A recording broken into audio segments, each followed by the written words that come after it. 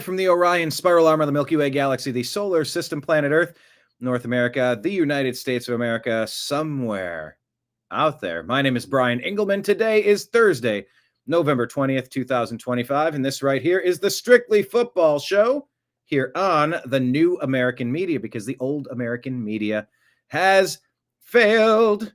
We're going to discuss our NFL Week 12 preview on Season 2, Episode 15 of the Strictly Football Show. We're going to welcome in Mike Barra, Jim Mitchell, Ezrael Robinson, and myself, Brian Engelman, as I said, your host. So buckle up. We're talking football and strictly football most of the time. Here we go. I'm Eric Metcalf, and you're watching Unhappy Hour.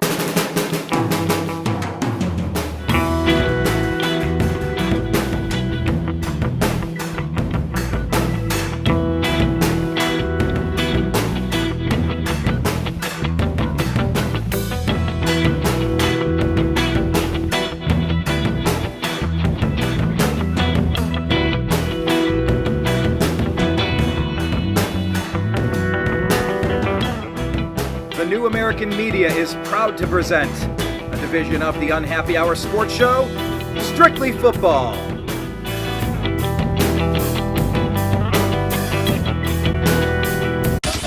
It's the Unhappy Hour. Thank you all for being here. Yeah, Season 2, Episode 15, Mr. Mike Barra. Another great football season for you.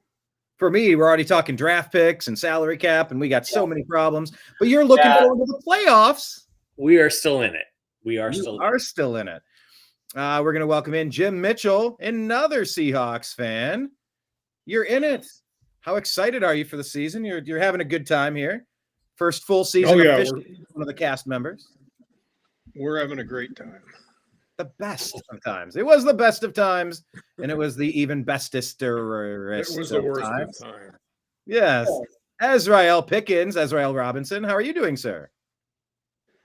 I'm doing great. Hey, Izzy, just a tip. If you're now in the LA area, right? Yeah.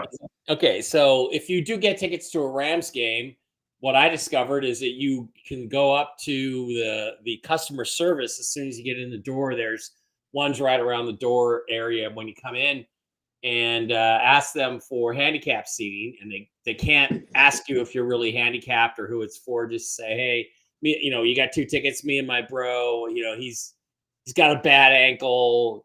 Can we? Yeah, because isn't the parking there like atrocious? Like it's like a lot. Yeah, it is pretty bad. And they put us on the 20-yard line. First level, the boxes were right behind us. Like there was a walkway, but the boxes were like right behind us. I'm like, is Sydney Sweeney here? So it was. They treated us fantastically well down at the club level. So and they didn't all get used up. So and by the way, my brother Dave is handicapped, so he does have a handicap sticker. So we didn't really lie, but they'll treat you well there. Well, Izzy is a fan of the Dallas Cowboys, which in many camps would consider him to be handicapped. But who am I in the glass house to throw any stones as a Browns fan? I believe the word used to be retarded. Before that became politically incorrect. Yeah.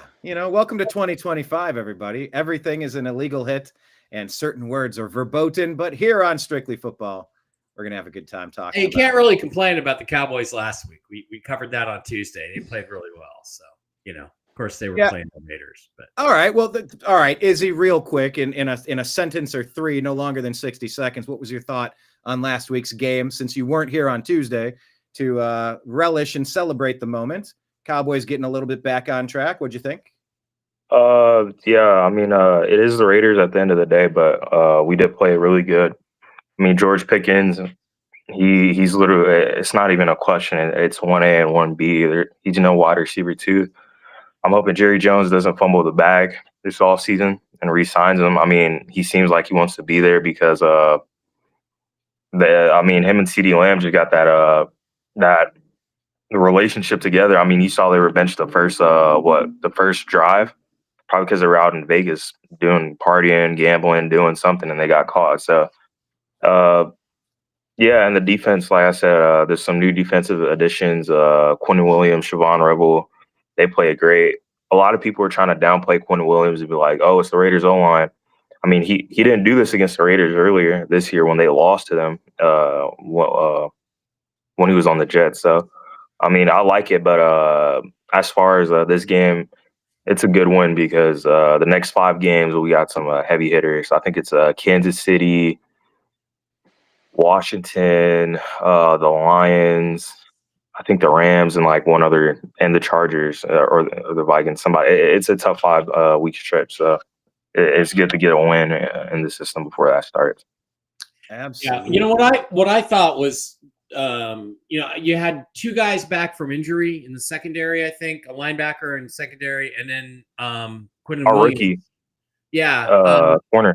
Yeah, Yeah, rookie corner, and so the thing is, people are, who's the best team in football? Well, that changes almost week to week in this league. Sort of does, right? I mean, and a week ago I would have told you I felt like the Seahawks were the best team in the league. Now they're 5th or 6th, but the Cowboys have suffered. They've been shitty on defense, but when they get guys back and you get new guys, you have a chance to be better. So let's see what happens in the second half of the season if they overall start. If they just play, if they just become the 18th worst defense instead of better than 32nd, 33rd. Yeah, you're exactly. gonna win some games you wouldn't have won otherwise. So you never know what will happen. Yeah, hopefully. So, I mean, if we go positive this 5-game stretch, I do believe that we can make it further to end the season out after that. So, well, like I said, congratulations that you're at least in the mix. It's a blessing to be so. This time of year is supposed to be. I don't know. It's supposed to be getting exciting and for ramping up for playoff time. By the way, if Izzy, you didn't notice, but Browns quarterback legend Bernie Kosar did get a life-saving liver transplant. I saw that from a fan. Yeah, he was the architect of the 1980. Let me see if I get it right. 1986, 1987, and 1989 AFC champion Cleveland Browns teams. The Browns used to be good, and if they didn't have John Elway in the way, could have been a Super Bowl winning team with Bernie. Bernie got his Super Bowl championship with the Cowboys. When we cut him, Bill Belichick said he has diminishing skills and sent him down to be Troy Aikman's backup, and he instantly had to play. So prayers up for Bernie in his recovery. All right, let's move on to this week in the NFL. How about let's start with tonight's game? Where do we want to go? Let's start with Mike. Or do we want to start with Jim on all of these with the betting? Yeah, we're going to start with the games, and I'm sharing the screen right now. Oh, okay.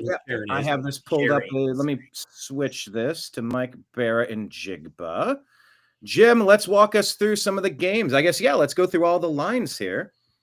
Starting with tonight's game, Bills-Texans. You said a lot of these lines have changed on you throughout the day, huh? A lot of action shifting the betting. Yeah, the last couple of days they've changed. This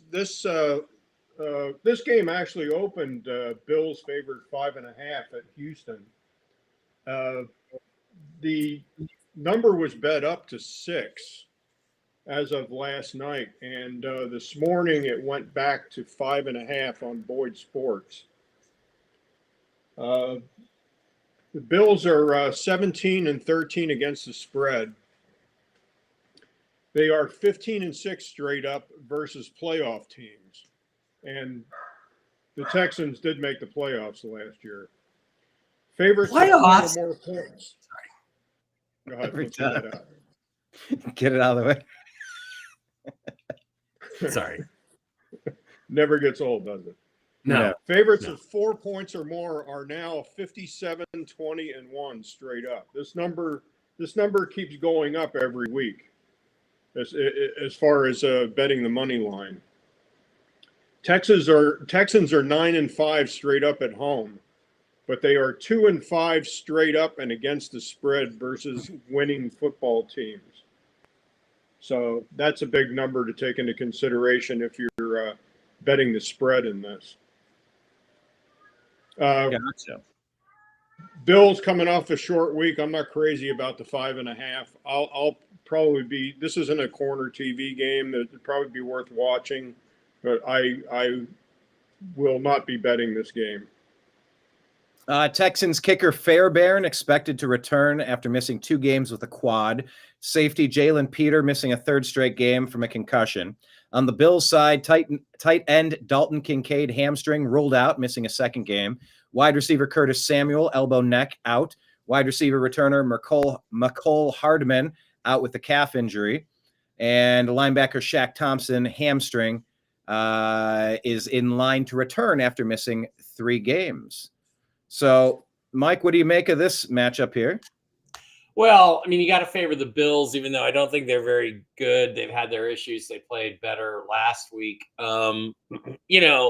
Houston Texans with Davis Mills. I watched the Texans Titans game from last week, just pre-scout the Titans because that's who the Seahawks are playing. I watched the condensed replay, and they were really bad. They have a really good defense, but offensively they're really bad with Davis Mills. If CJ Stroud was playing, I'd be inclined to take the Texans, but like Jim, I'm not touching this game. I wouldn't touch this game.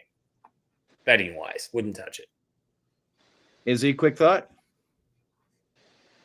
Yeah, I was keeping up with the Texans and Titans game last week on my phone.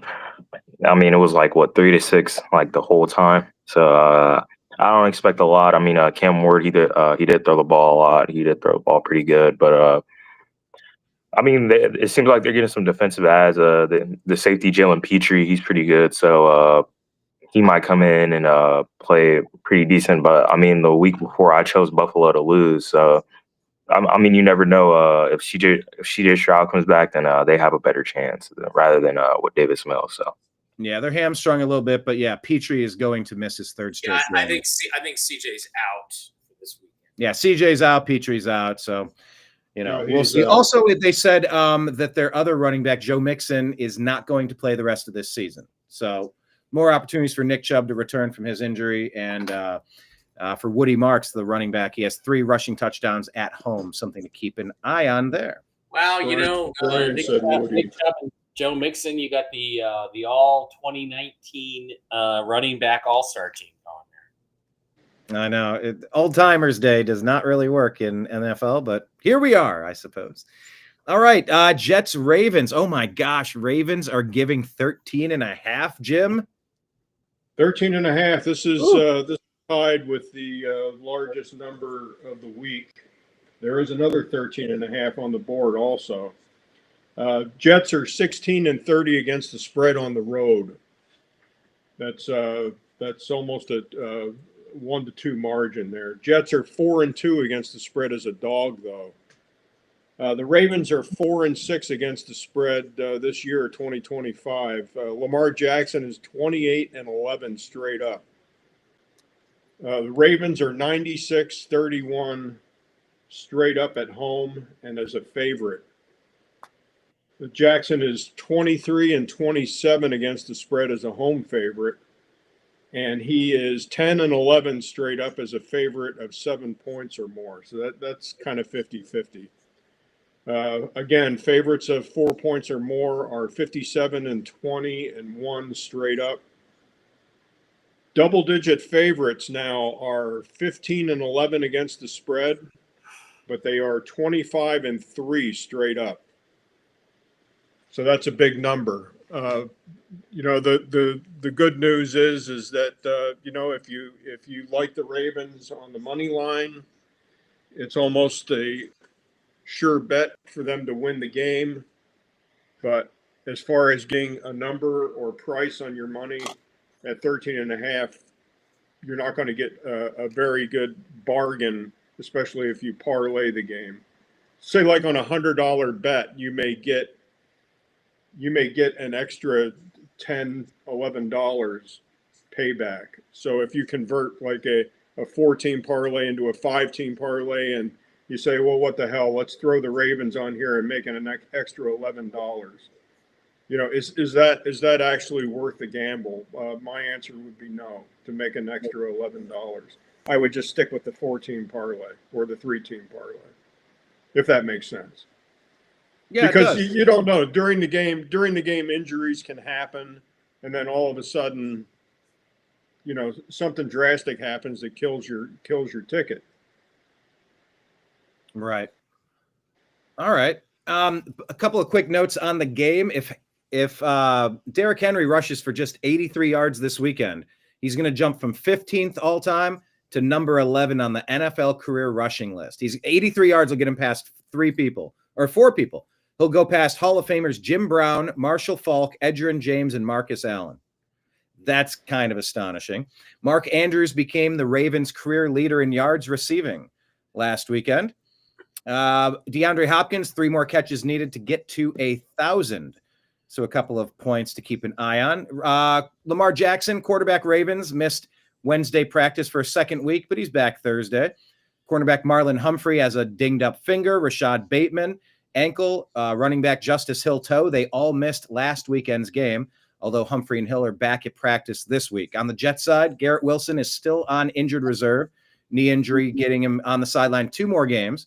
Rookie cornerback Azariah Thomas, who took over for the starter after Sauce Gardner was traded to Indy, should return after missing a game with a concussion. Edge rusher Will McDonald quad and DT Harrison Phillips foot sat out practice early in the week, but Glenn was optimistic that both will play. Mike, what are you thinking here? Well, it's just a question of how much are the Ravens going to win by. Tyrod or Tyrod Taylor? Tyrod. Yeah, Tyrod. Tyrod is not going to make much of a difference for the Jets, but he's better than Justin Fields. So, I mean, it's just this question of, do you think you can win by 14? And that's a huge number, even if it's the Jets. So I'm not touching that game either. No, I agree. That is. Izzy, do you agree with the room here? Don't touch this game. Agreed. All right. Well, let's bounce over. Oh, go ahead, Jim. Well, I don't know if it means anything. I just got the weather report in Baltimore. Everything on the East Coast on Sunday seems to be pretty favorable. It's 57 degrees and partly cloudy at game time. Oh, okay.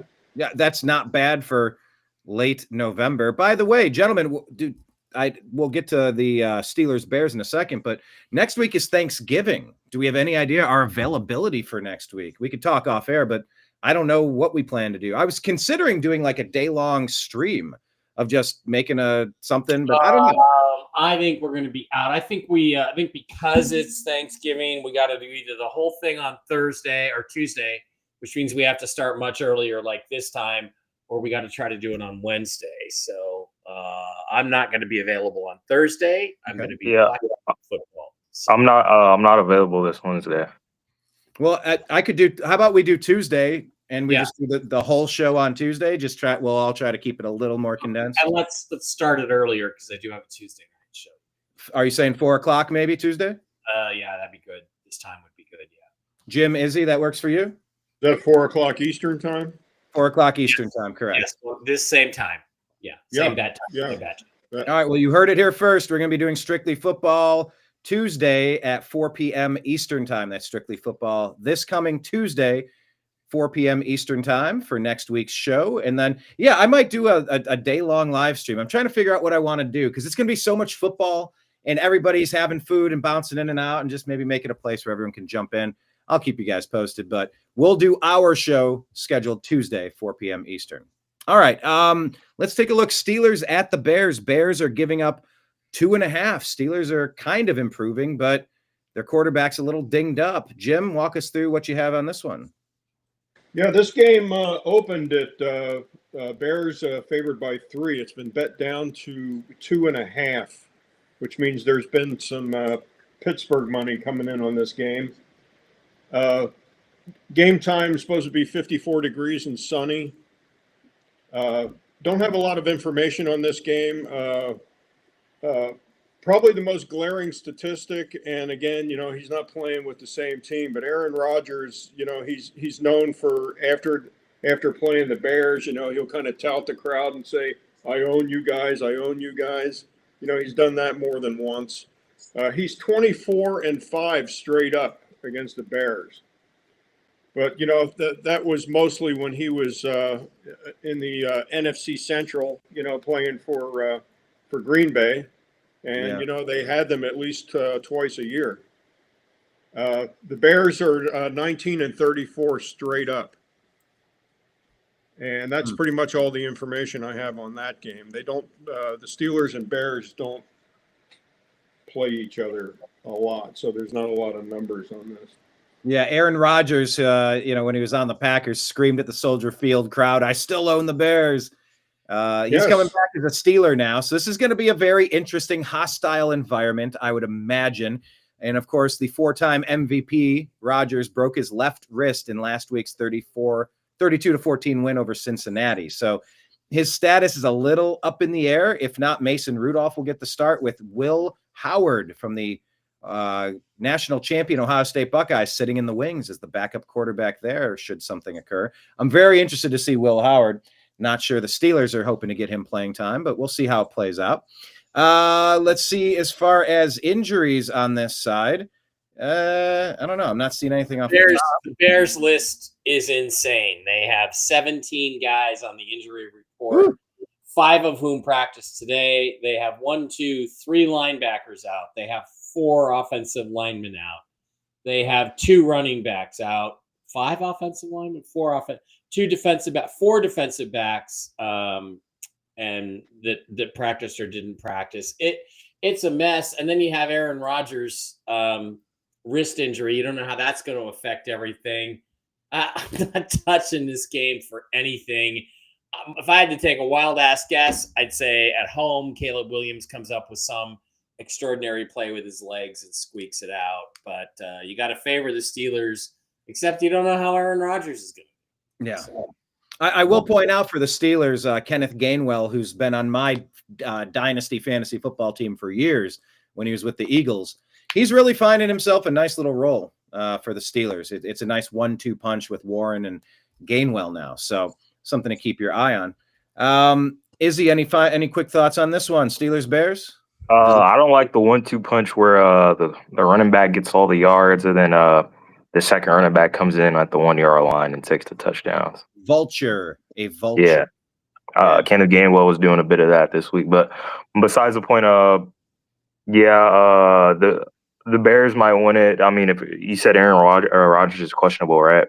He's got a broken left hand. It's just a matter of, can he protect himself if he's tackled? How do you handle the ball two-handed if you're running around? Quarterbacks will pat. Yeah, I think he'll probably take some medicine before the game, and he'll be good to go. So, not much. It's going to be a close game. That's That's a good word, medicine. Medicine. Yes, exactly. You'll be meted up. Patriots, Bengals. Patriots, am I reading that they're giving 7 to the Bengals? Is that the right number? Am I reading that right? This game opened at 7.5. Okay. Patriots. It was bet down to 7 Tuesday, and this is one of the point spreads that changed this morning. It is now Patriots 6.5. So there's Bengal money coming in on this game for whatever reason. The glaring headline in this game is that Jamar Chase can't seem to learn from history. We had a saliva incident with Jamar Chase spitting on a player. What is this, the 3rd or 4th time this year? So he's suspended 1 game, and it'll probably be serving his suspension in this game. Game time is 57 degrees and sunny. Good weather on the East Coast, huh?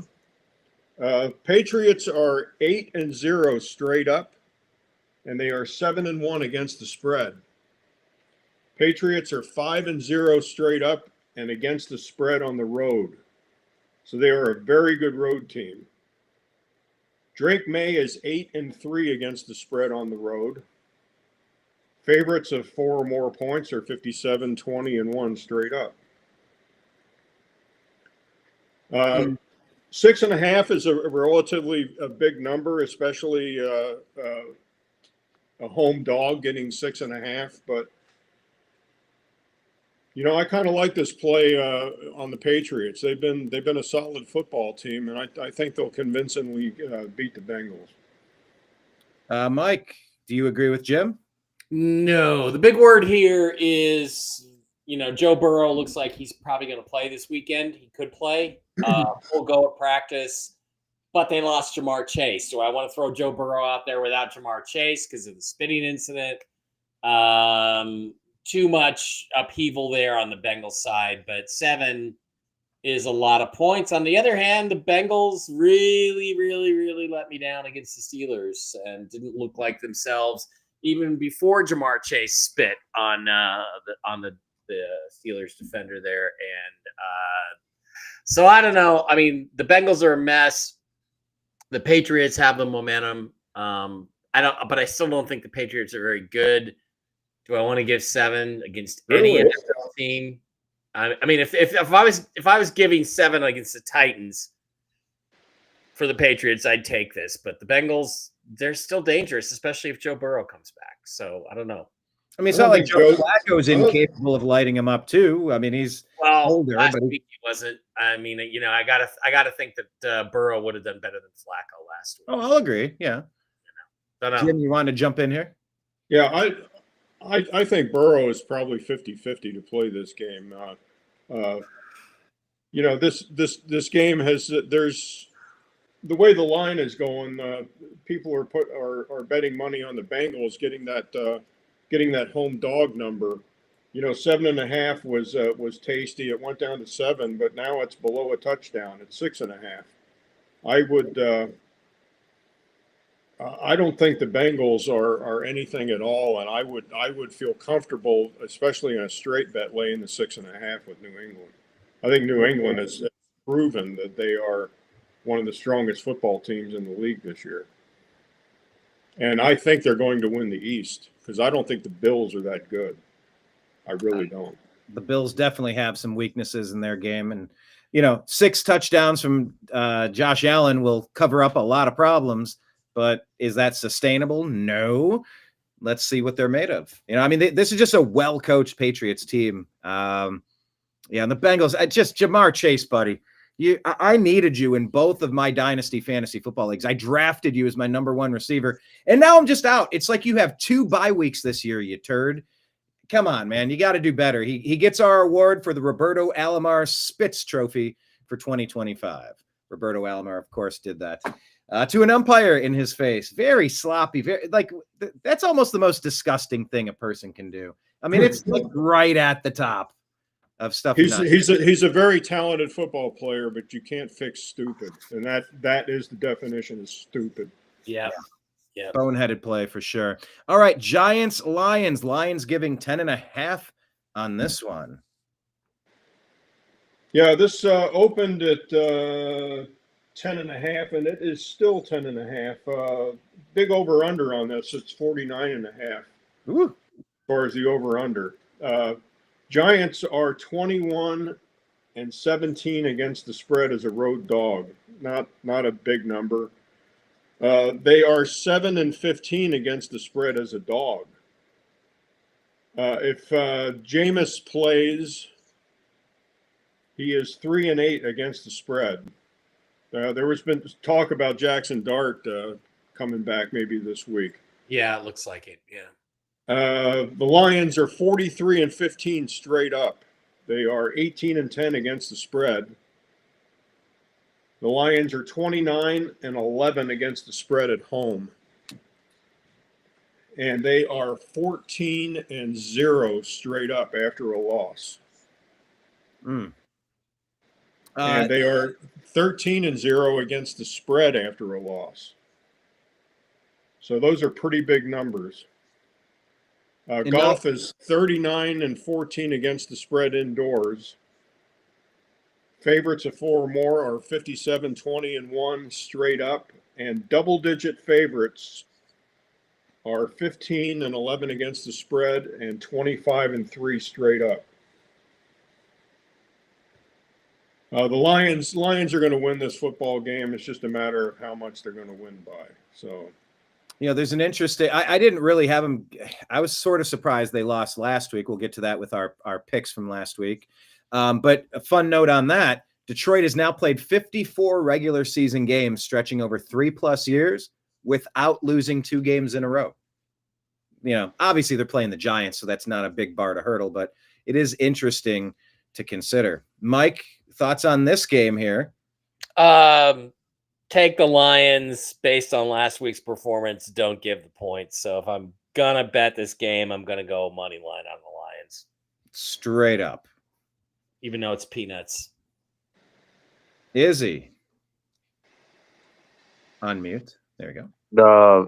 The Lions, undoubtedly. Yeah, I just take the Lions to win straight up. I mean, Jameis plays again. I'm surprised they were. Actually, no, I'm not surprised that they weren't in a dogfight with the Green Bay Packers. But yeah, I mean, there's no doubt the Lions are going to win. Either way, they're 14-0. So I mean, statistically speaking, they're 100% chance to win, or 90% chance, however you want to put it. Close to certain. All right, Vikings, Packers. Packers giving 6.5 at home against the Vikes. Jim. Yeah, this number opened at 6.5. It is still 6.5. Weather is supposed to be 50 degrees in Green Bay on Sunday and partly cloudy, so not real cold. Vikings are 4-3 against the spread as a dog.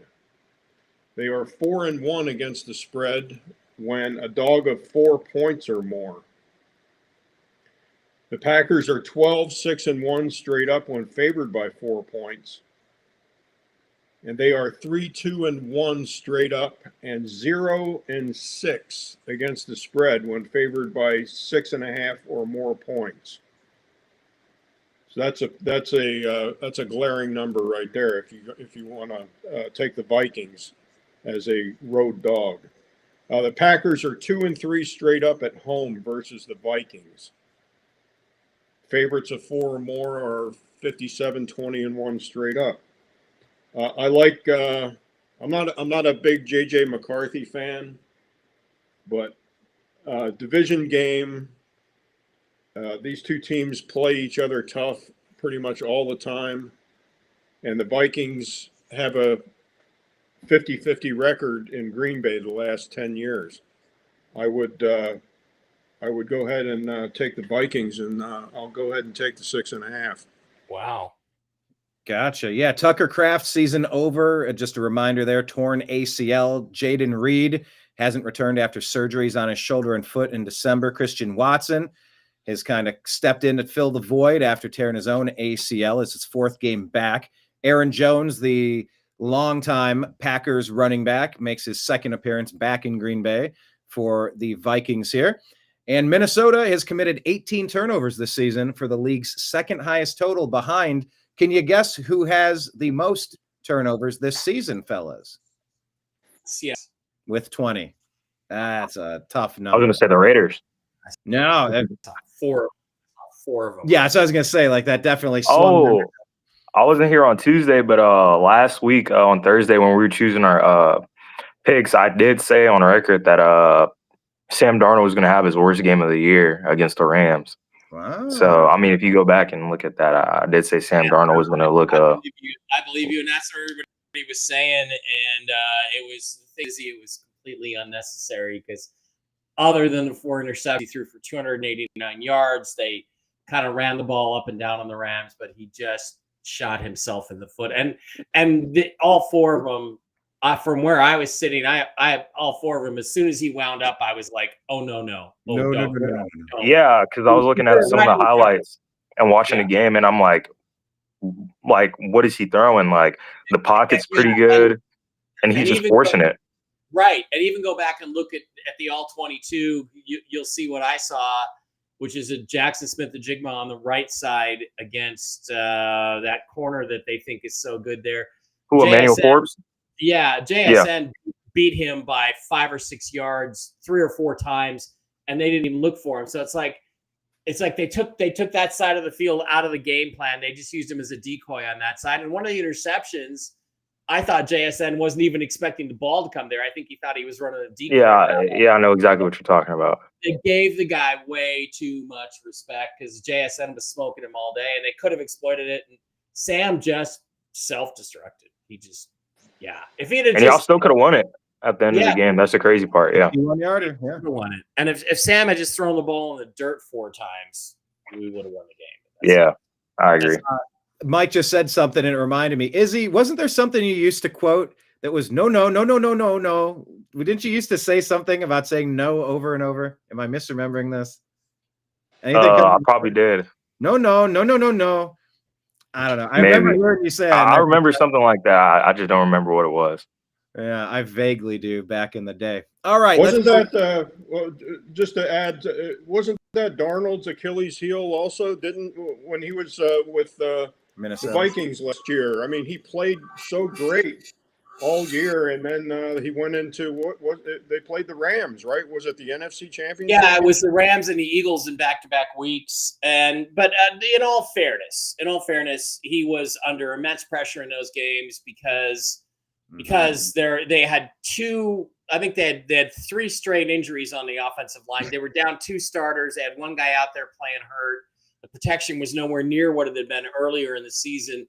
But having said that narrative was out there, and he did nothing to assuage that on Sunday because he's the reason they lost the game. If he, like I said, throws the ball in the dirt 3 of those 4 times or 2 of the 4 times, Seahawks win the game. So.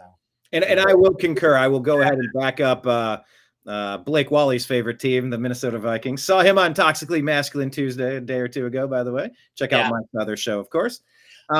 But yeah, the line was absolutely decimated when Darnold was that in the playoffs. I think it was in playoffs. Yeah, it was in the playoffs.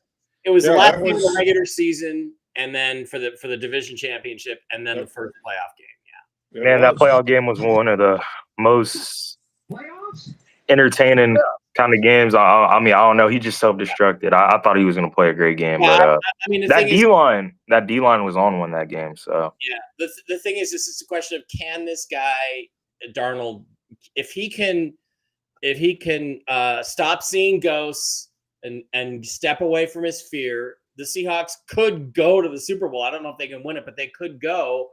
But it's really going to be dependent on he can't have any more meltdown games. Yeah, I was going to say, the biggest thing is like you guys are going to make the playoffs undoubtedly, but coming playoff time, does he have another game like this or another Vikings game like that during the playoffs? So I'll remind everybody that's why we ran Geno out of town. So we got to do better in that area. You can't have 4 interceptions in the game. Exactly. Jim, I got to ask you, do you really like the Vikings that much? Because they seem to me like they're really sliding. Oh man, I wish you old guys were on a TikTok more. I keep telling y'all, there's this thing called I'm gonna send you all a video after this. But Izzy, share it on X and tag all of our accounts. All right, but there's this thing called I keep telling y'all Visual AI, where it's like, say if I took a picture of Brian, a full body picture, and then you could put a video. No. I only put that stuff out of my OnlyFans account, but I don't advertise that here. Anyway, yeah, so you could put it like a video, so you could like face swap and body swap Brian onto whoever's in the video. So say that playoff video, that could be Mike up there saying it with his like picture, and it looks like it. And JJ McCarthy has been getting flamed by Visual AI this weekend because his alter ego, it's called 9 or something like that, and people are like, oh yeah, like 9 comes out and he just turns trash. So it's pretty funny. Yeah. So, but I just don't see Jim, go with your instincts, but I just do not see the Vikings being competitive against the Packers. Let me add one point to this. Sorry, Jim, go ahead. A lot of points. Yeah. Division game. I'm looking at past history, but the Achilles heel is JJ McCarthy in this. Yeah. Well, let me add that Green Bay may have an Achilles heel here. Green Bay's Josh Jacobs left the 27-20 victory over the Giants last week with a knee bruise, uncertain status for Sunday's game. He had his 3rd Pro Bowl selection last season, 11 touchdowns this year, ranking 2nd in the NFL to the 15 from Jonathan Taylor. I didn't realize he was 2nd in touchdowns, and he might be out. If so, Emmanuel Wilson will likely get the bulk of the carries with some help from Chris Brooks if Jacobs can't play. So something to keep your eye on, the running back position. The Packers have not been, they were expected to be a good football team. I wouldn't put them in that category. I mean, I think that the Bears are going to beat them in the division. I think they're going to have a better record, and the Lions have yet to play their best football yet this year. Yeah. So the Packers at best are probably going to be finished 3rd in the Central. Oh, it is. It's definitely possible. While we're talking about teams that might finish lower than we thought, let's move on to this one. Indianapolis Colts crushing it, as I mentioned with the Their running back, Jonathan Taylor, leading the league with 15 rushing touchdowns against the 5-5 pedestrian Kansas City Chiefs, Cheats. T is in Tango. That's a team right there that, they might finish. I don't know if they have any mathematical chance. Maybe they could surpass the Broncos, who would take an epic collapse, but the Chiefs are not the Chiefs of old, are they, Jim? No, they're not. This game opened at 3.5. It's still 3.5. So there is either not a lot of money being bet on this game, or there's even money across the board on either side.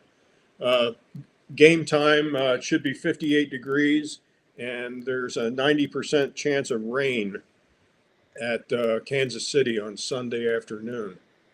The Colts are 6-1 against the spread versus the AFC. The Colts are 6-4 against the spread overall. The Chiefs are 6-3 against the spread, but they are 1-2 straight up versus the Colts. Mahomes is 30-14-1 straight up as a favorite of 3 or fewer points, or as an underdog. So if this game is bet down to 3, that stat would come into play. The Chiefs are 3-0 against the spread as a home favorite, but they are only 1-5 against the spread versus teams with winning records. Mahomes is 22-6 straight up after a loss.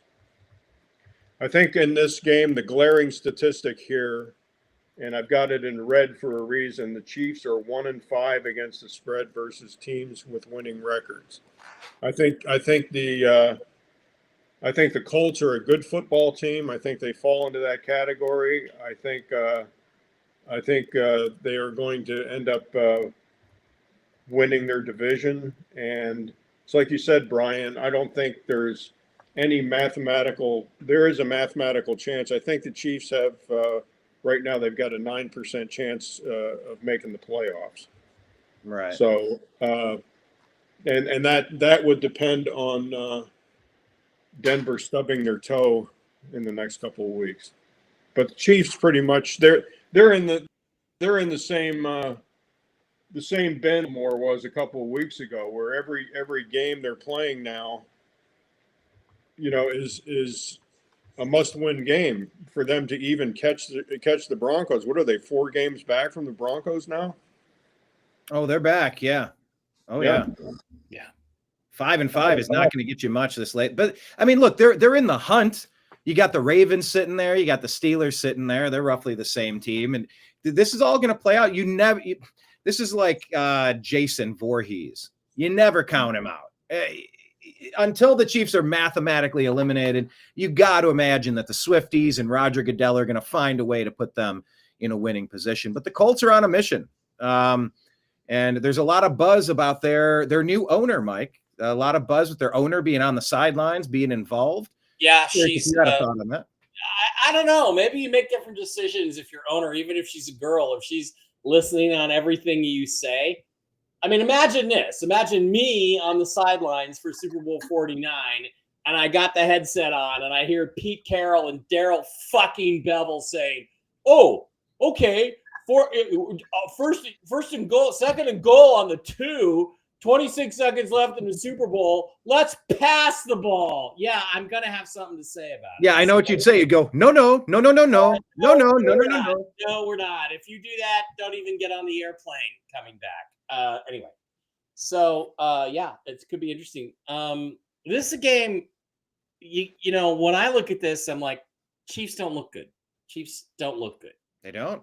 Is the league going to let them fall out of contention? Are they going to let them do it? I think if the refs were going to intervene to save them, they would have done it last week. They didn't do it. I think maybe they're going to let the Chiefs have a down year. And if I'm the 8-2 Colts coming off a bye, and you're giving me 3.5, I'm taking that. So I love the half point. Yeah, that's one thing I failed to mention. Also, the Colts are coming off a bye week, so they've got some rest. Yeah, I was gonna say that the Chiefs' run defense has always been good for the past 5 years. So if Jonathan Taylor keeps it up this game, they'll 100% win. But to add on to that, the movie I want to go see this week, The Running Man, it kind of plays into like what the Chiefs are because during the thing, like he's on the show and they're like, oh, we got to keep him alive to keep the viewers up. So it's almost the same thing with like the refs and the Chiefs. Like, do they want them to have an off year this year, or do they want to keep them in the mix and mix it up a little bit and have them still be their cash cow, however they like it. So, I mean, I that's the don't thing. know. If it wasn't the Chiefs, I would totally be going with the Colts, but it worries me about the refs. But like I said, I think if they were going to intervene, they would have done it last week. Yeah, 100%. Yeah, and by the way, just a reminder, Pacheco, the running back of the Chiefs, still sidelined with a knee injury. Kareem Hunt had a touchdown run in 3 consecutive games now, but compare that to Jonathan Taylor. His stat line, they had their bye week, but they're coming off of a 244-yard, 3-touchdown performance in the overtime win against Atlanta before their bye. So, yeah, it's just he's a man on a mission, maybe a running back trying to get player of the year, the MVP. I don't know. It's always an ancillary question we toss out there, just if anybody has any strong thoughts. But some names are Myles Garrett. Some names are Jonathan Taylor, Matthew Stafford. I don't know any other MVP names you guys throw at the board. Who do you think's up? Well, after watching him this weekend, I would take Stafford off that list because he's the only bugaboo about this game that bothers me is the fact that the Colts are a comfortable indoor team, and it's supposed to be 90% chance of rain at game time. Yeah. Indiana Jones is probably doing a lot of water drills this week, with wet footballs. Yeah. Yep. All right. Let's move on from Colts Chiefs is our second screen here, Mr. Mike. What do we got up top? Seahawks. There's your team giving Seahawks. Talk about Seahawks. You kidding me? I just hope they play the Titans. Given 13.5 in this one, Jim. Yeah, this is the other big 13.5 game. This game opened at 13.5. It is still 13.5. 57 degrees and sunny at game time. Seahawks are 10-1 straight up and 9-2 against the spread on the road. Favorites of 4 points or more are 57, 20, and 1 straight up. Double-digit favorites are 15-11 against the spread, but they are 25-3 straight up. The Titans are a miserable 6-21 against the spread, and they are only 2-11 against the spread at home. The Seahawks are still reeling after that loss to the Rams, and Mike had quite a few arguments as far as Seattle should have won that game, and he's convinced me, yeah, they should have won that game. They're gonna come out and they're gonna destroy Tennessee. Do I like the 13.5?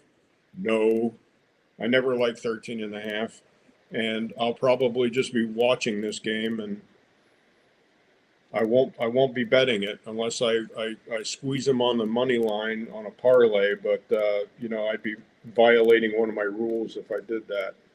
Yeah. Not a rule breaker. You're a rule. Yeah, if it was 11 or 12, but 13.5, that's an awful lot of points. And the Titans are an awful team, though. They are awful, but their defense isn't as horrible as you might think after watching it last week. They have a pretty decent run defense. Seahawks have a little bit of a hangover. It's a 10 a.m. game for the Seahawks. Mike McDonald has done very well in 10 a.m. games, but that is an additional hurdle. I see this more like a 26-20, 27-20 game. I don't like the 13.5, therefore I'm probably not betting it. So, Izzy. Yeah, I'm gonna take Seattle. I just don't see what Tennessee like. Cam Ward has it, but it's just Cam Ward and friends. Like there's no legitimate name on the team on offense that can help them out. So no matter the score, I'm taking the Seahawks. That sounds like the first third of LeBron James' career. once they let Carlos Boozer get out the door. But anyway, back to football. All right. Jaguars Cardinals. Jags are giving 2.5. I wish the Jags would lose as much as possible because the Browns own their first round pick. Jim, you got one note on this game, the corner TV game, but Jags are good this season, unfortunately. Yeah, well, the fact the Cardinals are playing makes it a corner TV game. Automatically. I just have the one stat. Teams that play Santa Clara the week before are 19-36 straight up the week after. So if you got to play the game, go ahead and take the Jags and lay the 2.5. That's all I can say about this. Take the Jags, give the points. Yep. In this game, Jacoby Brissett, he's got 10 touchdowns, 3 interceptions, and 5 starts for 1,570 yards since replacing Pro Bowl selection Kyler Murray, who's on IR with a nagging foot injury. Mike, you just said take it, and what about the points you said? Take the Jags, give the points. Give the points. Yep. Izzy, do you concur? Maybe. Unmute. Are you there? Izzy? Yeah. Oh, yeah. I mean, Trevor Didn't Lawrence. Jacoby have the most passing attempts in a game or completions? Yeah. 57 attempts or something crazy like that. Yeah, I mean, if Jacksonville doesn't win, then I don't believe Trevor Lawrence should have a job in the NFL. So, Trevor Lawrence isn't good, but he's better than Jacoby. He's literally definition of mediocre. So, Marvin Harrison Jr. still out of the lineup for a second straight week after having surgery for appendicitis. Something to note. All right, let's go on to the next game. That's, of course, my Browns at the Las Vegas Raiders, the Raiders are giving 3.5 points? The Raiders are giving 3.5 points. This game opened at 3, and it was bet up to 3.5. So there is Oakland Raider money coming in on this game. I wanted to highlight that fourth point. You'll get to it at number 4 about quarterbacks on the Browns making their first This career is start. this is Shadur Sanders' debut. So there's a lot of variables coming into this game. The Browns are 20-34 against the spread after a loss. They are 0-5 straight up on the road. The Browns are 0-10 in their last 10 road games. Ugh. Ugh. Bleh. This is a stat that I picked up last night. Browns quarterbacks making their first career start are 0-17 straight up. They are 4-13 against the spread. This stat, I believe, was started in when did the Browns reconstruct, Brian? 1999. 1999. That's when they started taking this stat, was 1999. And as you know, they've gone through a lot of quarterbacks since then, Brian. So yeah, that's a glaring number. I mean, that's just ugly. 0-17 straight up. The Browns defense is one of the top in the league, though, and the Raiders offense is 30th in yards, 31st in points. So, I mean, this is a great opportunity for Miles to feast. But yeah, on the flip side, Max Crosby going after Shadur in his first ever start. So we'll see how it shakes out. Geno is 6-14-1 against the spread at home, which sucks. This is a stat that Mike has been wanting the past couple of weeks. Teams that play Monday Night Football, and I went back all the way to week 1. This just pertains to this season so far. Teams that play Monday Night Football the week before are 10-14 straight up, but they are 7-16-1 against the spread the week after.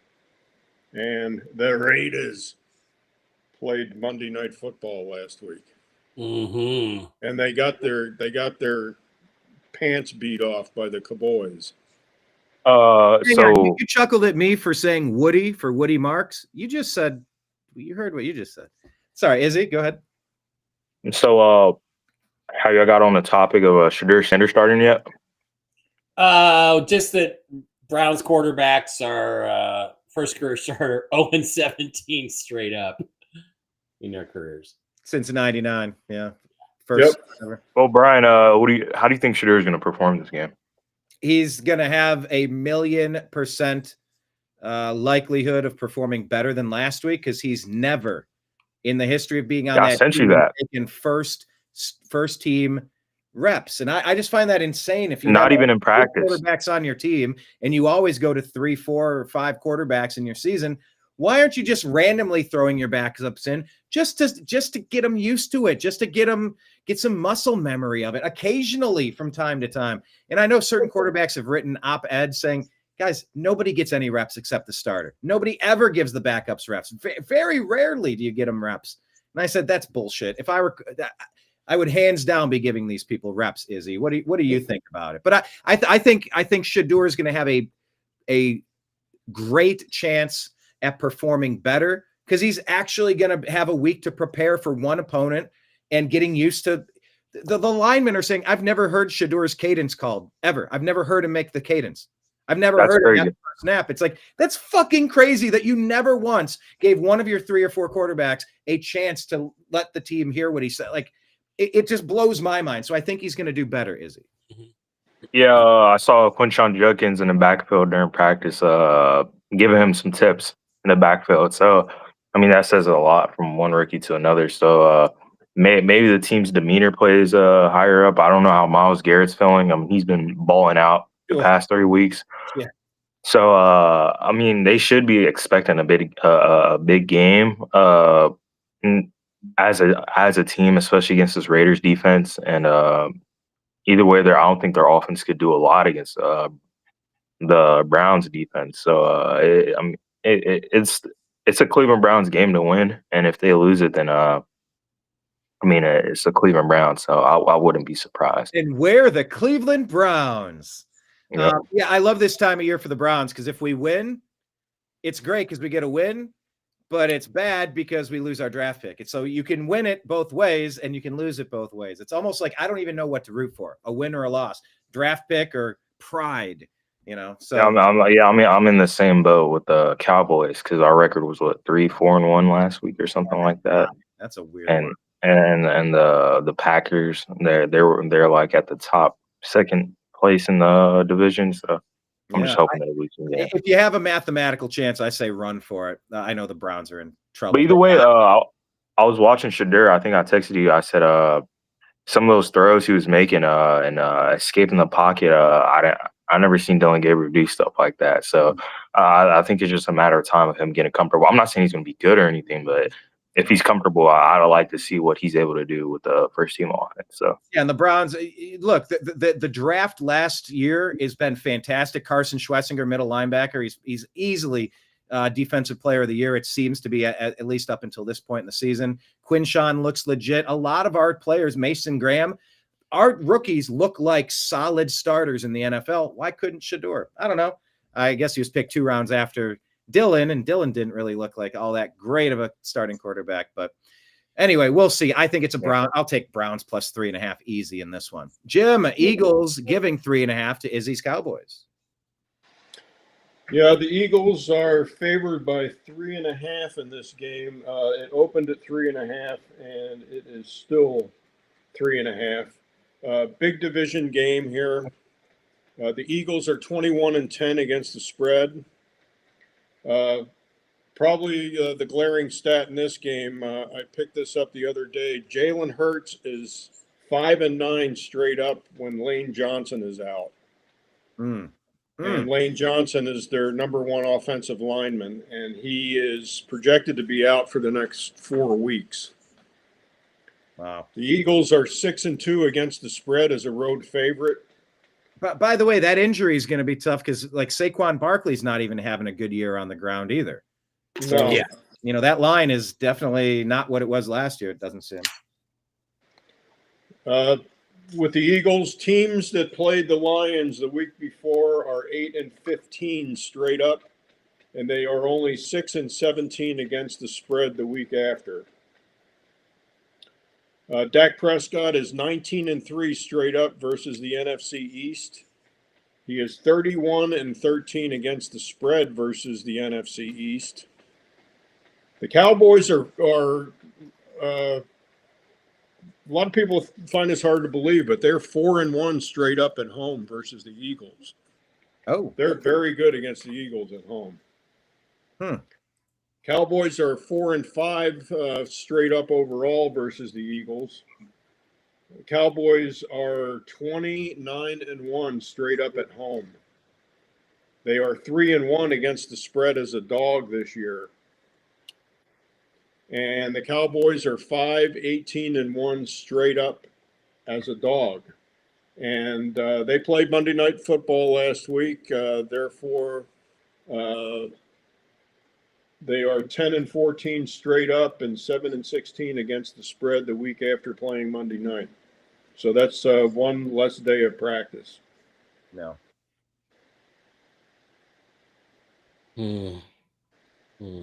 So, Jim, what's your thought on it? I would go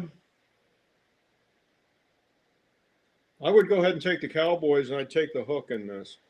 Yeah, Cowboys with the hook. I'd take the 3.5. The Cowboys have a good record against the Eagles playing at home.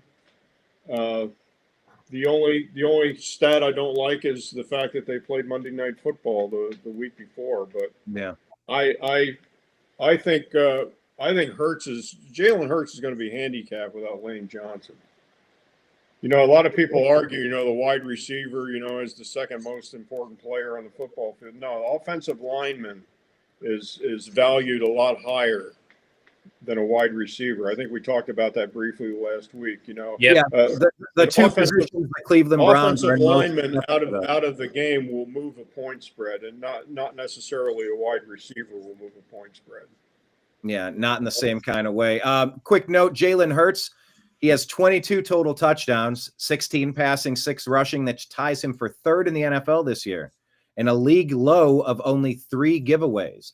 Dallas Goedert already has a career high 7 touchdown catches, tied for most among tight ends this season. Also, fun sidebar to watch. Remember defensive tackle Jalen Carter? Remember when he spit before the first snap on Dak Prescott? He pulled a spitting. Jamar Chase, Mike, and that's another chance at this matchup. Yeah, and you know this game, there's the Lane Johnson stat looms large. The short week Monday Night Football thing looms large, and they cancel each other out. So what do you got? I think it's a very even game. I keep waiting for the Eagles to have an off week. They really haven't had one. Every time I bet against them, I've lost this season. But I kind of want to like the Cowboys in this game, especially with the 3.5. I think that the Cowboys probably with the spread, they probably beat the spread but lose the game. Is kind of what I think is going to happen. But we'll see. And then the Cowboys defense surged so well last week.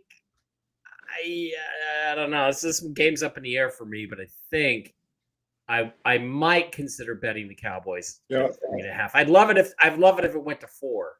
I'd love it if it went to 4. But. Yeah, as far as the betting aspect goes, that half point is huge in this game. If you like the Cowboys, getting that half point. Izzy, what say you? You're the homer here. Go. I mean, we played them week 1. I had them. I said whoever wins that game is going to win the division, and the Eagles are most likely going to do that. But I mean, our defense is better than week 1. We have 4 new additions to the defense. To the linebacker makes the defensive tackle's job easy, but vice versa. New corner that helps Deron Bland go back to the slot. So, I mean, really, the reason we lost that game was because CeeDee Lamb couldn't catch the ball for anything. And, I mean, we saw against the Raiders, it was like 4th and 3 in the 4th quarter, and out wide open.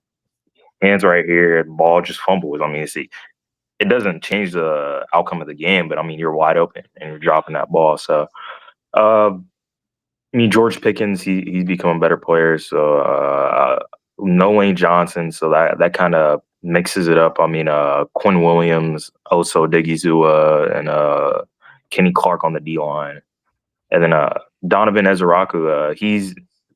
I think he's tied with number 1 for pressures as a rookie this year next to Abdul Carter. So our defense is going to play better than week one. It's just a matter of if we don't let the Eagles dictate the game, trying to run the ball, and also us putting up more points on the board. I think we scored 27 week one against the Eagles, something like that. Yeah. And yeah, I mean, it's just putting the points up consistently because, I mean, at the end of the day, when you got a running back, two running backs in the backfield for the Eagles, I mean, they could just run the ball down your throat and not pass the ball at all. So hopefully this game is different than week one. So, I mean, week one was winnable. Now this game is necessary. Yeah, I would say it's more the Eagles haven't seen this Cowboys team yet, but the Cowboys have seen the Eagles team. Because, I mean, Saquon hasn't done a lot. Lane Johnson's out. It's a home game. In my opinion, they might go to the air, target the DBs. In my opinion, that should be the plan rather than run the ball because our run defense has been way better this year. So I feel like they target AJ Brown and Devonta Smith a lot more this game. So yeah, I mean, either way, it's 50-50, but I'm gonna take the Cowboys because we're not Cowboys fans. So. Nope. All right. Well, hey, let's talk about the ultimate corner television game. Falcons Saints. Saints are given 1.5. Although Tyler Shuck's a quarterback in the NFL. I don't know. He's young. We'll see. But I like seeing the new kids get a chance to play, especially when they've had half a season to settle in. Jim, what do we know about this one? Falcons in a nosedive, it seems. Yeah, this is the corner TV game of the week. Falcons are not a good football team.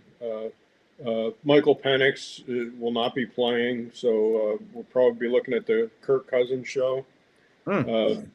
Falcons Saints opened at 1.5. It is still 1.5. I think this is only the second time this season the Saints have been favored. Falcons are 8-22 straight up on the road. They are 8-15 against the spread as a dog. Kirk Cousins is 4-15 straight up indoors. The Saints are 4-1 straight up at home versus the Falcons, and they are 7-3 straight up overall versus the Falcons. So this game, if you got some extra money burning a hole in your pocket, I'd go ahead and lay the 1.5, and I'd take the Saints in this game. I think the Saints are not a good football team, but the Falcons, I think in a lot of ways the Falcons are worse than the Saints. Yeah, disarray is the word that comes to mind with the Falcons right now. They've never been able to put it together consistently this year. Now they've lost their quarterback with the rocket arm, and Kirk Cousins at his age, I don't think is going to make up for it. So yeah, but you got to like the Saints, even given a 1.5. Got to like it. So. Fun fact in this game, the Saints and Falcons have played each other 111 regular season matchups. Wow. Saints have a 56-55 edge. That is about as close as it could possibly get there, including 8 overtime games. Let's see. Drake London is out with a knee as well. So yeah, they are the walking wounded at this point. 3-7 versus the 2-8 Saints. Izzy. Yeah. I mean, like, I wouldn't touch the game. The week before, I was saying how the Panthers dropped 30 points on the Falcons, and I was skeptical of taking them, and they did the same thing and beat them this week. So, I mean, no Michael Penix. He tears his, third ACL of his lifetime, unfortunately. Yeah, since college, yeah. It's like the Nick Chubb curse. It's so many. Yeah, and that's unfortunate. Drake London's out for the week. So, I mean, like, if they're losing the Panthers a week before, I mean, they could still somewhat try to salvage this game and go to other targets like Darnell Mooney, Kyle Pitts. But I just don't understand how they're so bad with the guys and the names they have on their team. It seems to be a coaching problem. Yeah. All right, let's move over to Buccaneers Rams. Buccaneers dropped a tough one to the Bills last week. Rams are giving 6.5 in this one, Jim. Yeah, this game opened at 6.5. It is still 6.5 as of this morning. Buccaneers are 17-6 against the spread on the road. That's a pretty good number. The Rams are 15-6 against the spread. They are 7-2 against the spread as a favorite. And favorites of 4 or more points are 57-20-1 straight up. Buccaneers have had a lot of road games the last couple of weeks. I think they were they were at Buffalo last week. Yeah. Yeah, they lost that game 44-32. They put a lot of points up, but the Bills put more points up with Josh Allen scoring 6 touchdowns. Yep. I think 3 in the air, 3 on the ground, I think. This has got a big over-under number also. It's over-under on this is 49.5. Also, remember, this is kind of like the rematch of the teams when Baker was traded to the Rams. He escaped. They let him out of Carolina, and he showed up on 30 hours of notice, led a 99. What was it, 90? I forget how many yards. 90 yards? Yeah, he was there long enough to get a cup of coffee. Yeah, 99-yard drive under 2 minutes to play with no timeouts to win the game. Like, it's fun when these storylines reconverge, Mike. You're familiar with the Rams, having saw them last week. What do you expect? Well, again, the Rams have played 3 really good opponents, I guess, unless you consider the 49ers. They split with the 49ers. But they've played the Seahawks at home, the Colts at home, in a game where the referees handed them the victory by taking away a touchdown from Jonathan Taylor that probably would have won the game. And they got very lucky. And now they're playing the Buccaneers at home. And so they're 8-2. You got to respect that. But they're 8-2 with pretty much everything falling their way. And I want to pick the Buccaneers. You're giving me Baker and the Bucs at 6.5. I'm taking that. I don't care if it's at home. I think, I think the Rams are good, but I do like the Bucs plus the 6.5 in that game. So yeah, I would just add, it's just, Mike Evans out for the year with the clavicle. We know Jalen McMillan, their other receiver, neck, he's still out. Chris Godwin, fibula, he's closer to returning. Same with Bucky Irving, the running back, but it's still uncertain if that'll happen this week.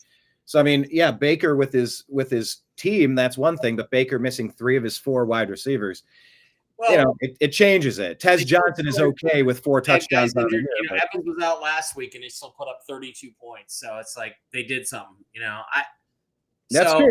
Very true. I kind of like the Buccaneers and the points. Yeah, hey, I'm not trying to talk you out of it. I'm just throwing a couple interesting stats here. Also, Rams quarterback Matthew Stafford leads the NFL with 27 touchdown passes.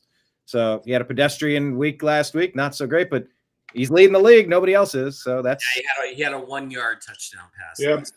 Yeah, Mike. If you like the Bucs in this game, a good way to play this is you can make this your hedge game. If you're building a parlay, then you can once you win your first 2 or 3 games on your parlay, you can jump in the car and run down, and lay the equal amount on the Rams, and get you that. The worst case scenario is you get your money back. Yeah. John says, I'm going to go out on a limb here with his picks. I think the winners will win, so I'll pick the winners of all the games. Just a guess. Izzy, who do you pick here? I'm taking the Rams. Taking the Rams. Yeah. Given the points. It's a small corner matchup. I mean, there's no big receivers, not much for Tampa Bay. I mean, Ekmeka's 6 foot 6'1", and then Tez Johnson's 5'7" and 5'8". So the corners could be but for offensive player of the year, he's right up. The corners are going to be a lot more physical, and I just don't see who's on defense guarding Devontae and Puka. So. And Kyron, Kyron had a pretty good game as well. So, I'm going to take the Rams this week. Gotcha. Yeah, so I guess when we buzz through this, Jim gives us the tips. We roll through Mike and Izzy and myself. But I guess we're doing it now with the points. But then when we go to the pick 'em, it's just straight up. So it's kind of slightly separate conversations, but we're getting the gist of it.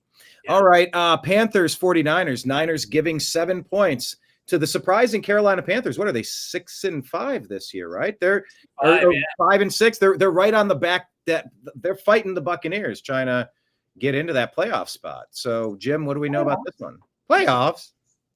This game opened 49ers 6.5. It's been bet up to 7. Okay. 64 degrees and partly cloudy, 52 miles south of San Francisco, where this game will be played.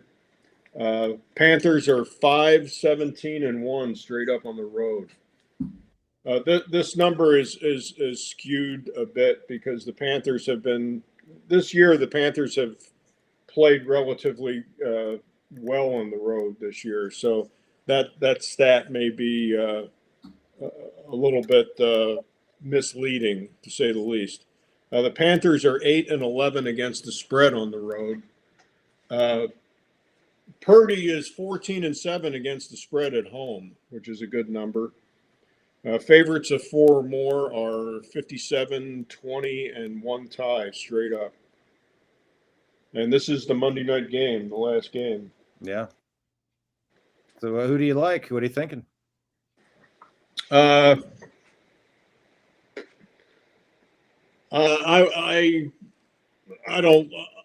wouldn't be betting this game. I don't like the game.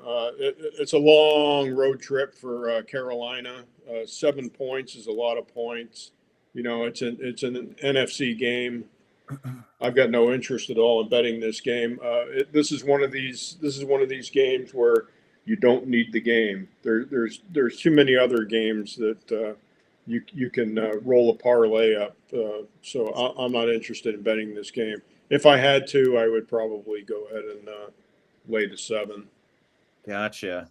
Since the Panthers traded Adam Thielen, wide receiver, in the preseason, they've received awesome work from Tedoroya McMillan. He's got 54 receptions, 748 yards, and the most receiving yards and receptions by a rookie this season. This game is also the first time Christian McCaffrey will face his original team since Carolina traded him during the 2022 season. It's tough to even think back to those days, but he was the 8th overall pick by the Panthers in 2017. Bryce Young had an amazing game last week, and the Panthers at 6-5 have a winning record for the first time this late in the season, for the first time since 2018. Mike, what thoughts do you have here on this game? I Line being the Niners giving 7. With Brock Purdy back. I should not be betting the Panthers. This is my hedge game. Would be the Panthers in 6 or 7 points if I'm getting 6.5 or 7.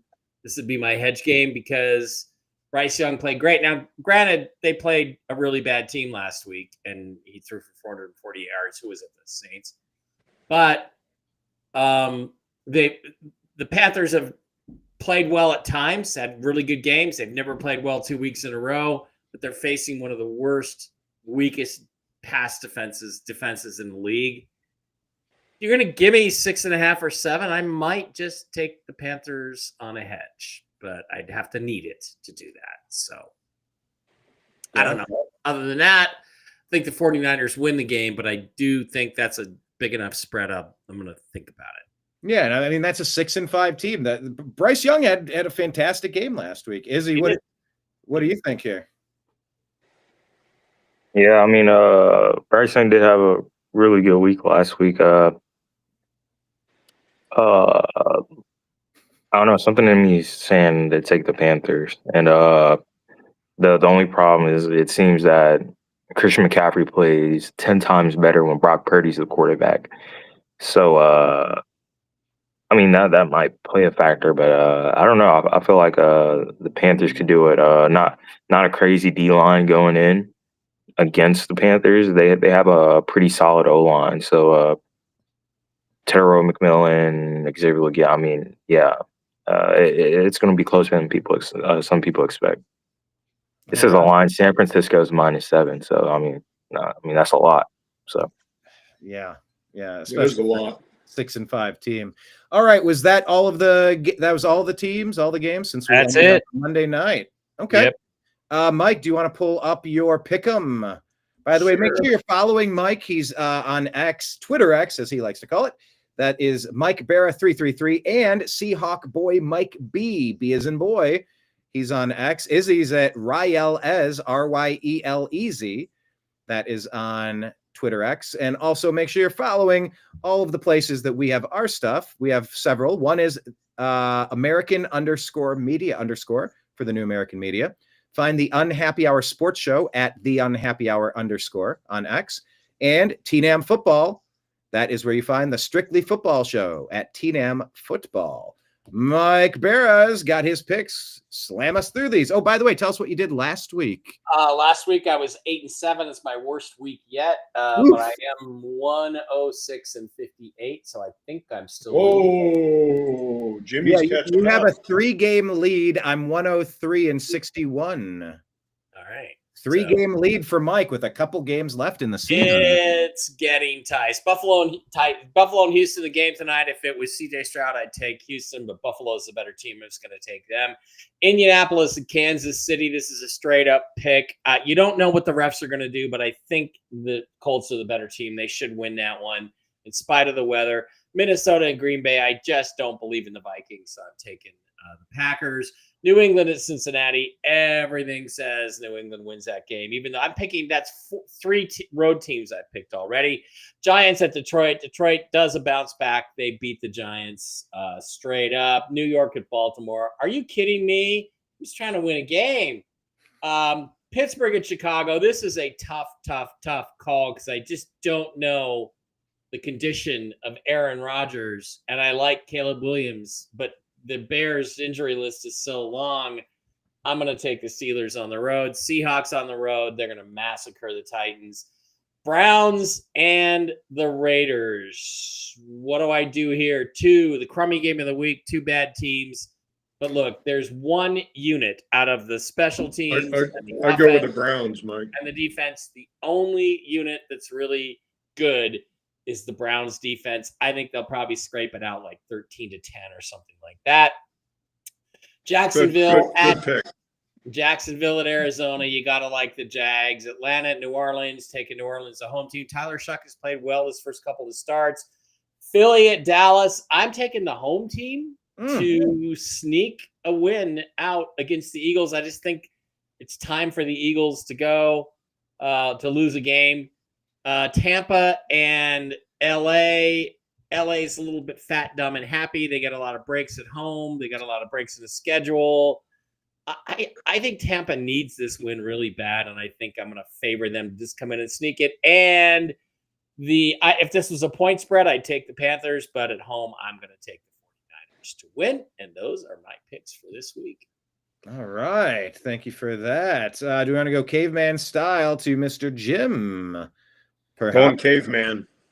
We're gonna get this figured out. We can click the button and share your screen. I have hope that we're gonna eventually figure this out. But caveman, actually, it's pretty decent. We are caveman. Start us off with last week. How did you do last week in week 11? Good. Well, sir? I was a respectable 12-3 last week. Respectable. That's the best. Pretty damn good.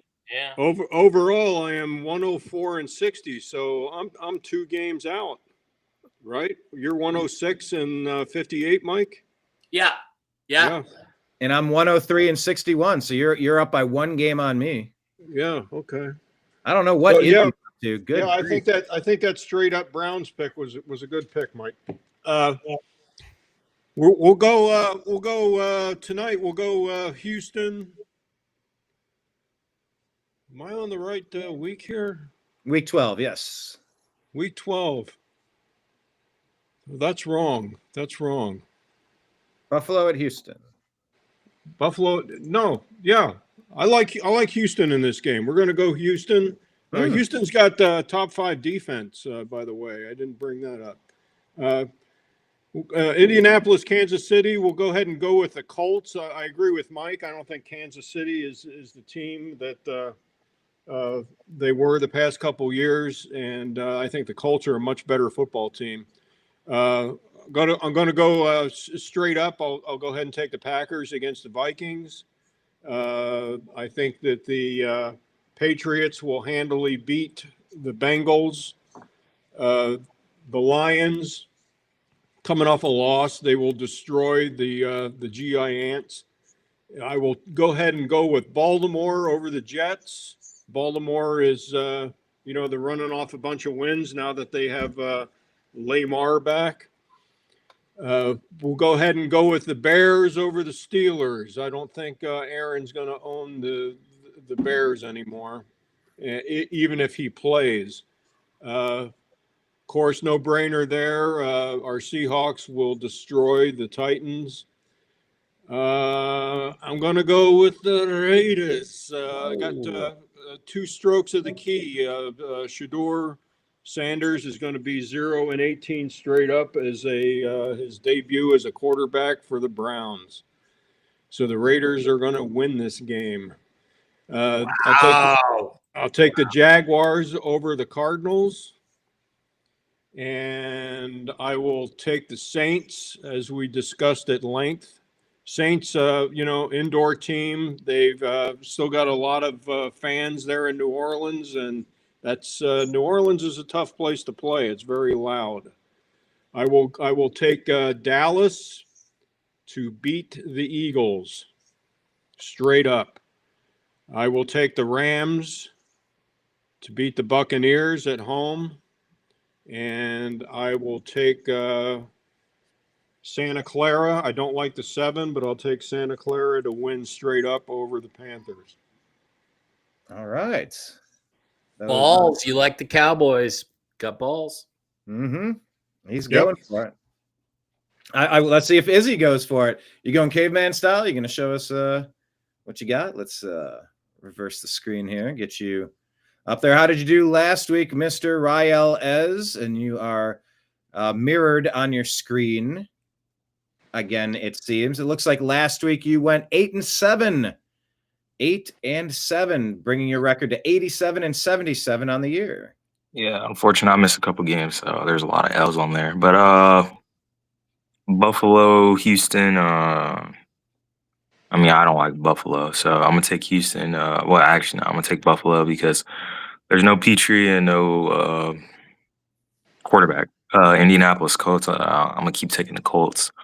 New England, Cincinnati. I'm gonna take Cincinnati. I think New England's gonna lose their first game in 6 weeks now, 7, something like that. So Minnesota, Green Bay. I don't like JJ McCarthy at all, and I don't like the Packers. So honestly, I'm gonna take the Vikings. I'll see if they'll win a game. Lions, Giants. I'm gonna take the Lions. Jets, Ravens. I'm gonna take the Ravens. Titans, Seahawks. You know it. Bears, Steelers. The Bears have been playing really good, but they've been playing against number 9 in the Vikings up north. So I'm gonna take the Steelers right here. Cleveland Raiders. I believe the Browns are gonna win. Jags, Cardinals. I'm gonna take the Jaguars. Philly, Dallas. I'm gonna take my Cowboys. Atlanta, New Orleans. As much as Atlanta, both these teams suck. I'm gonna take Atlanta still. I told y'all Los Angeles against Baker Mayfield, and Carolina, San Francisco. I'm gonna take the underdog, and I'm gonna take Carolina. All right, those are Izzy's picks. Let's see how those do. Like I said last week, I was 11-4. That was decent, although Jim was 12-3, which is a little bit better. Let's see if I can make up some ground. I'm a couple games back. I'm going to take Buffalo, the Bills over the Texans, I believe. This one is going to be weird. This might be the first time all season, if you go back and check. It might be the first game I'm going to bet Kansas City, but I'm going to bet Kansas City. They need it more, and the NFL needs them to get it more. I just have a hunch. Wouldn't be surprised if the Colts win this, but I feel like just KC needs it, and they have great coaching, pedigree, veteran leadership. I'm going to pick the Chiefs here. Minnesota, Green Bay. I'm picking the Packers to win this. I think they're the better team, as is the Patriots over the Bengals, as is the Lions over Giants. Same with Ravens over Jets. I think Chicago's going to get this one. Being at home will help. The injury to Rodgers helps. I'm going the upstart Bears on this one. Seahawks over Titans, yes.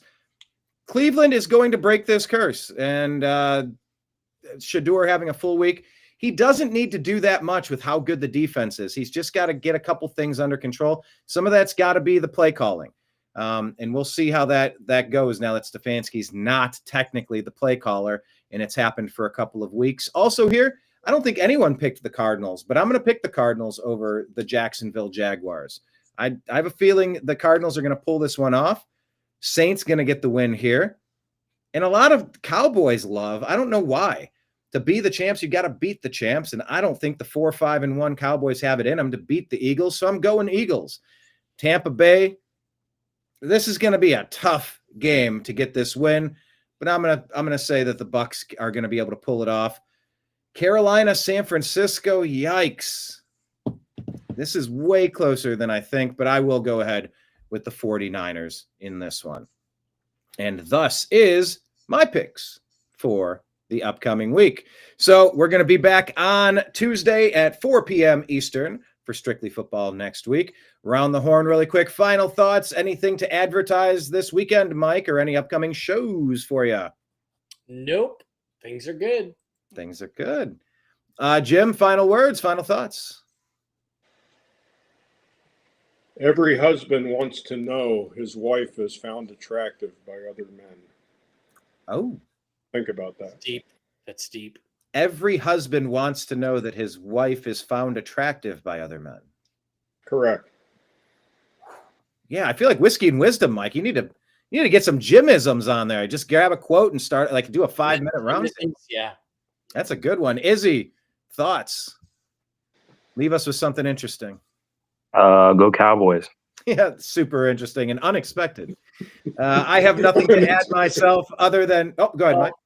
I have something to add to what Jim just said, which is that remember, folks, women fall in love with what they hear and men fall in love with what they see. That's why men lie and women wear makeup. Follow me for more relationship advice. Whiskey and wisdom, perhaps. And to quote a famous 1990s, a famous 1900s song, never trust a big butt and a smile. That girl is poison. Belle Biv DeVoe, and now you know. Yo, slick blow. All right, we're out of here for now. We'll see you Tuesday at 4 p.m. Thank you all for joining us. I will see you later. Check out the TNAM Daily Show on the New American Media tomorrow at noon. I appreciate you. I love you, and we'll talk to you again soon. Take care, everybody. Peace. Bye. Bye. Hi, this is Eric Metcalf, and you're watching Unhappy Hour.